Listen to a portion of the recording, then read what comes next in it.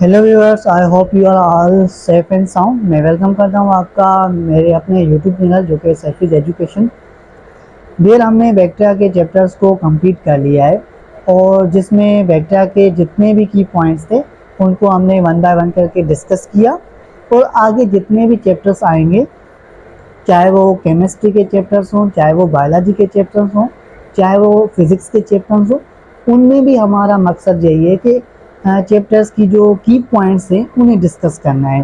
ठीक है, इससे क्या होगा कि हमारा जो टाइम है वो बच सकेगा और जो हमारी प्रिपरेशन है नर्सिंग की वो भी अच्छे से हो पाएगी। तो आज के लेक्चर में जो हमारा टॉपिक है वो बायोलॉजी का टॉपिक है। दरअसल सेल बायोलॉजी एंड उसकी स्ट्रक्चर। ठीक है, ये इसका पहला पार्ट है। तो बिना देरी के स्टार्ट करते हैं आज के लेक्चर को। बायोलॉजी टॉपिक है सेल बायोलॉजी। तो सबसे पहले हम बात करते हैं सेल की कि सेल क्या होता है। डियर व्यूअर्स, हमें पता है कि सेल जो है, cell is a basic unit of life. ये लाइफ का बेसिक यूनिट कहलाता है। और बेसिकली यहाँ पर हम बात करेंगे एनिमल सेल की एंड प्लांट सेल की। ये एनिमल सेल में एंड प्लांट सेल में कौन सी स्ट्रक्चर्स मिलती है और कहाँ पर इन दोनों में डिफरेंट मिलता है, तो उन सारी चीज़ों को हम यहाँ पर डिस्कस करते हैं। तो देखो यहाँ पर एनिमल सेल में कौन से ऑर्गेनेल कौन सी स्ट्रक्चर मिलती है या फिर उसमें प्रेजेंट होते हैं।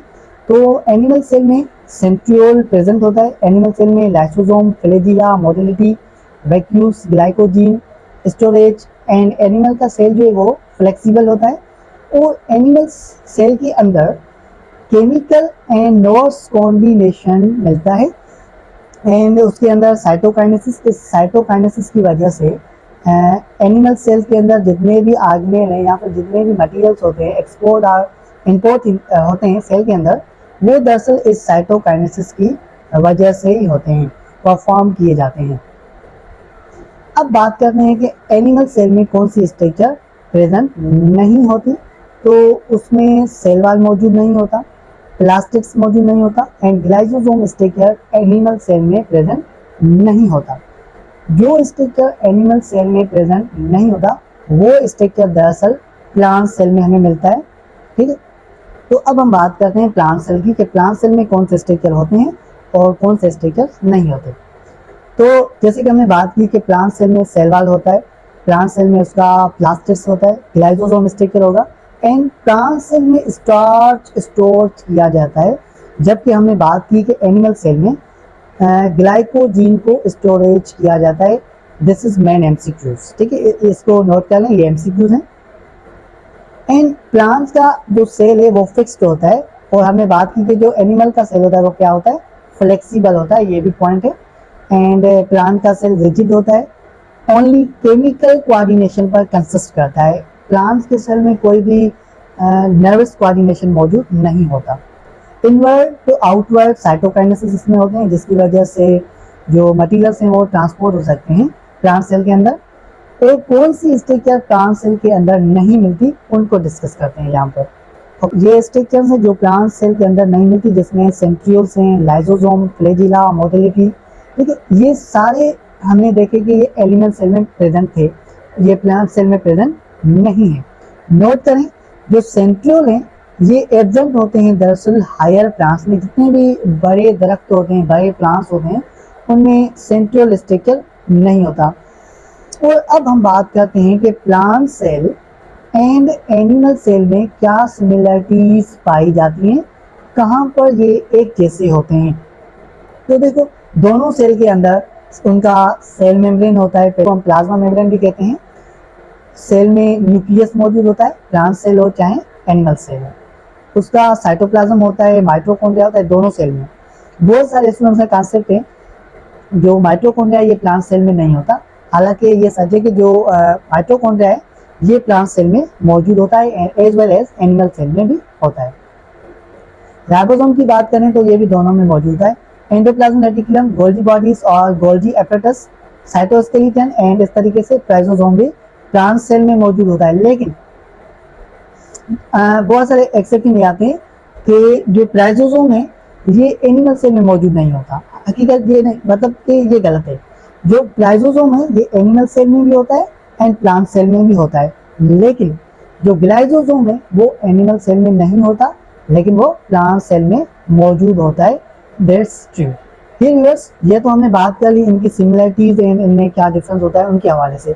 अब हम बात करते हैं इनकी ऑर्गेनेल के हवाले से कि कौन से ऑर्गेनेल डबल मेम्ब्रेन है एंड कौन से ऑर्गेनेल सिंगल मेम्ब्रेन है। तो देखते हैं, मैंने इसके लिए एक लिस्ट बनाया हुआ है, यहाँ पर देखते हैं। डियर व्यूअर्स, हमने ऑर्गेनेल को उनके मेम्ब्रेन के हवाले से अरेंज किया है कि कौन से ऑर्गेनेल में सिंगल मेम्ब्रेन होता है, कौन सा ऑर्गेनेल में डबल मेम्ब्रेन होता है। तो जितने भी यहाँ पर लेफ्ट साइड हैं ये सारे के सारे सिंगल मेम्ब्रेन रखते हैं, जिसमें इंक्लूड है राइजोसोम में सिंगल मेम्ब्रेन होता है, ग्लाइसोसोम में सिंगल मेम्ब्रेन होता है। इस तरीके से lysosome, Golgi bodies, endoplasmic reticulum and vacuole में भी एक सिंगल मेम्ब्रेन होता है जिसे हम टोनोप्लास्ट कहते हैं। अब बात करते हैं डबल मेम्ब्रेन की। तो न्यूक्लियस में डबल मेम्ब्रेन होता है, माइटोकॉन्ड्रिया में डबल मेम्ब्रेन होता है एंड इस तरीके से क्लोरोप्लास्ट में भी डबल मेम्ब्रेन होता है। तो ये हमने सिंगल एंड डबल मेम्ब्रेन की बात कर ली। अब हम ऐसे ऑर्गेनेल की बात करेंगे जिसमें कोई भी मेम्ब्रेन नहीं मिलता, उसमें कोई भी मेम्ब्रेन नहीं पाया जाता। तो राइबोसोम में कोई भी मेम्ब्रेन नहीं होता, सेंट्रियोल्स में कोई भी मेम्ब्रेन नहीं होता एंड इस तरीके से साइटोस्केलेटन में भी कोई भी मेम्ब्रेन हमें नहीं मिलता। डियर व्यूअर्स, अब हम बात करते हैं प्रोकैरियोटिक एंड यूकैरियोटिक सेल में क्या डिफरेंस होता है।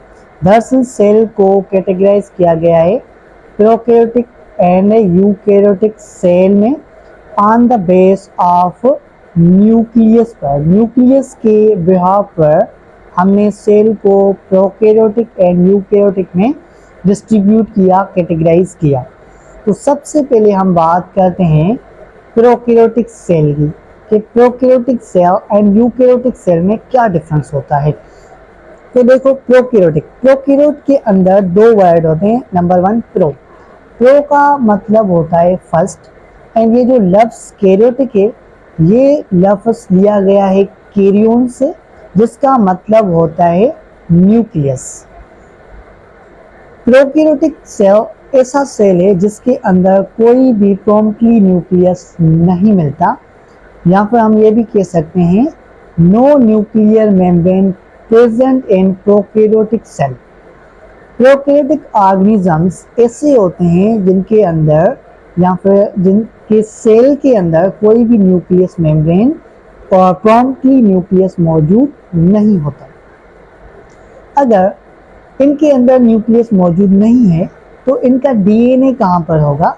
तो डीएनए की बात करें तो इनका जो डीएनए है ये सब मर्ज होता है इन साइटोप्लाज्म में।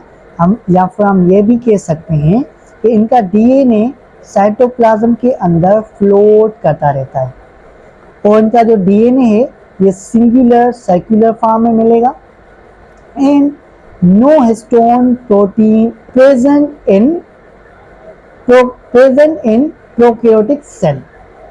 प्रोकैरियोटिक सेल के अंदर 1000 से 2000 न्यूक्लियोटाइड्स हमें मिलते हैं इन ओकास की फ्रेगमेंट में। इनका जो आरएनए पॉलीमरेज है ये दरअसल सिंगल फॉर्म में मौजूद होता है। नो पोस्ट ट्रांसक्रिप्शनल मॉडिफिकेशन, इनके अंदर कोई भी ट्रांसक्रिप्शनल मॉडिफिकेशन नहीं होता। Capping, tailing, splicing and restriction endonuclease are present. और जो रेस्ट्रिकेशन एंडोन्यूक्लियस होते हैं ये सब मौजूद होते हैं। और प्रोकैरियोटिक सेल के अंदर एक एक्स्ट्रा क्रोमोसोमल डीएनए मिलता है जिसे हम एक पर्टिकुलर नाम देते हैं प्लाज्मिड का। ये जो दरअसल प्लाज्मिड है ये बैक्टीरिया के सेल में मौजूद होता है और इसमें एक क्रोमोसोम एंड हेप्लाइड होता है जिसे हम स्मॉल एन से एक्सप्रेस करवाते हैं। सेल इन्वेलप की बात करें तो इनके अंदर कैप्सूल मिलता है, स्लाइम मिलता है एंड सेल वॉल प्रोकैरियोट के अंदर प्रेजेंट होता है। हमने बैक्टीरिया की सेल में बात की थी बैक्टीरिया की सेल वॉल एंड प्लांट की सेल वॉल। जो प्लांट की सेल वॉल होता है वो सेल्यूलोज की बनी होती है और जो प्रोकैरियोटिक की सेल होती है मींस बैक्टीरिया की सेल वॉल होती है वो पेप्टिडोग्लाइकेन की बनी होती है जिसे हम एक और नाम देते हैं म्यूरिन। और पेप्टिडोग्लाइकेन एंड म्यूरिन को कुल मिला के कहते हैं स्क्यूल्स। ठीक है, इन दोनों का एक वर्ड है स्क्यूल्स। ठीक है, और प्रोकैरियोट एक और है प्रोकैरियोट जिसे हम कहते हैं आर्चियोबैक्टीरिया। ये जो आर्चियोबैक्टीरिया का सेल वॉल होता है ये म्यूरिन का नहीं बना होता, ये दरअसल ग्लाइकोप्रोटीन से मिलकर बनता है।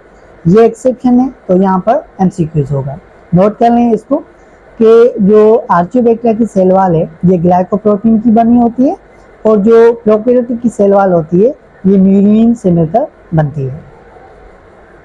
अब हम बात करते हैं इनके ऑर्गेनेल के हवाले से कि इनमें कौन से ऑर्गेनेल होते हैं और कौन से ऑर्गेनेल मौजूद नहीं होते। तो सेल मेम्ब्रेन इसमें प्रेजेंट होता है, लेकिन सेल मेम्ब्रेन के अंदर कोई भी इसमें कोलेस्ट्रॉल मौजूद नहीं होता। This is MCQs.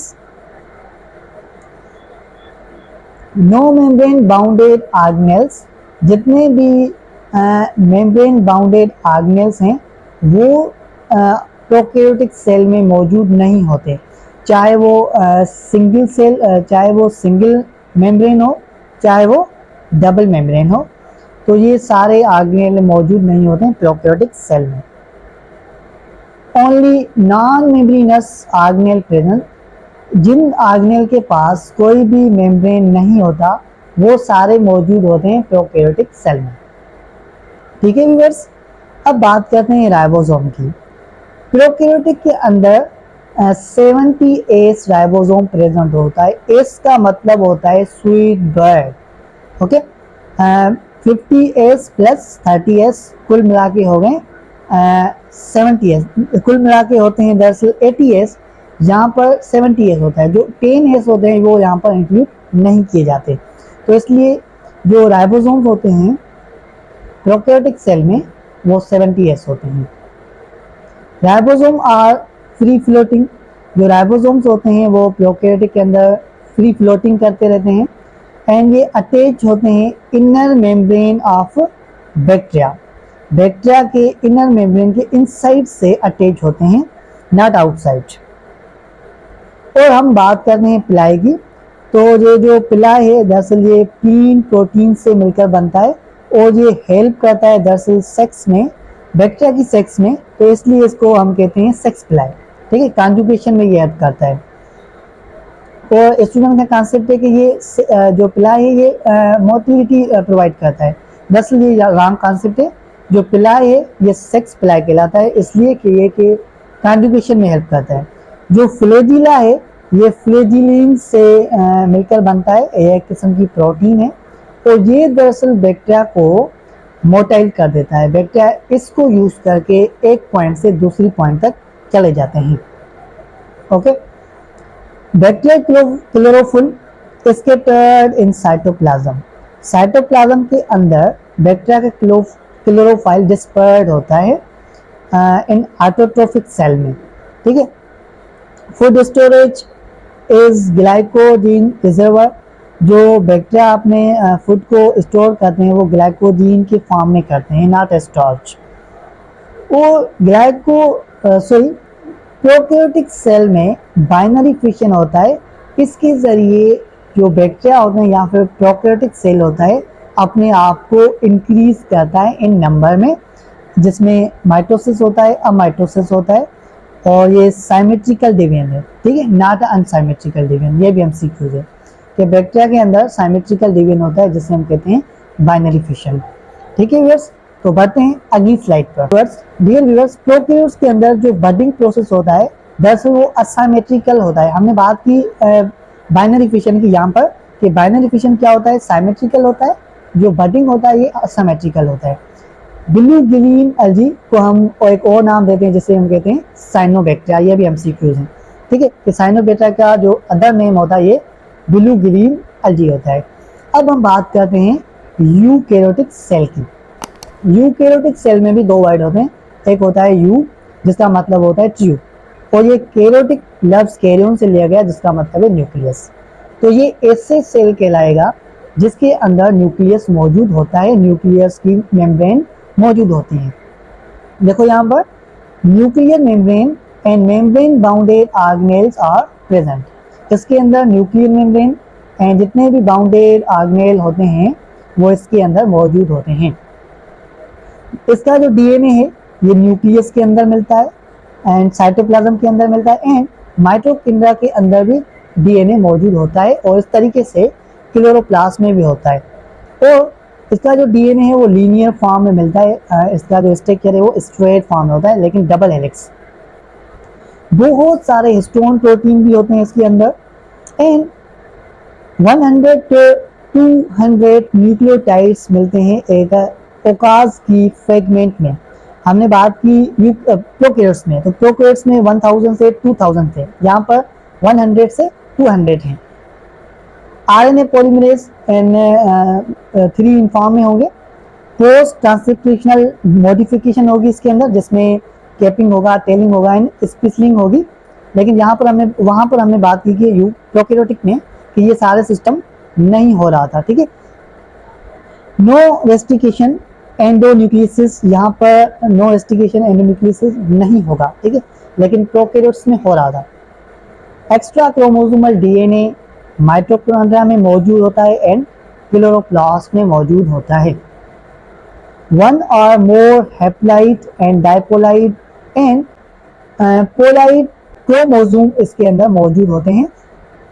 No cell envelope, इसके अंदर कोई भी सेल इन्वेलप नहीं होते, जैसे कि सेल वॉल इसके अंदर मौजूद नहीं होगा, सेल्यूलोज काइटिन मौजूद नहीं होता। आर्गेनेल की बात करें तो कोलेस्ट्रॉल सेल मेम्ब्रेन के अंदर प्रेजेंट होता है, चाहे वो सिंगल हो चाहे वो डबल हो। एंड नॉन मेम्ब्रेनस आर्गेनेल भी इसमें मौजूद होता है, जिसमें सेंट्रियोल, राइबोसोम एंड साइटोस्केलेटन भी अगर हम बात करें तो ये भी इसमें मौजूद होते हैं, प्रेजेंट होते हैं। आगे बढ़ते हैं डियर व्यूअर्स, उसके बाद हम बात करते हैं यूकैरियोटिक के राइबोसोम की।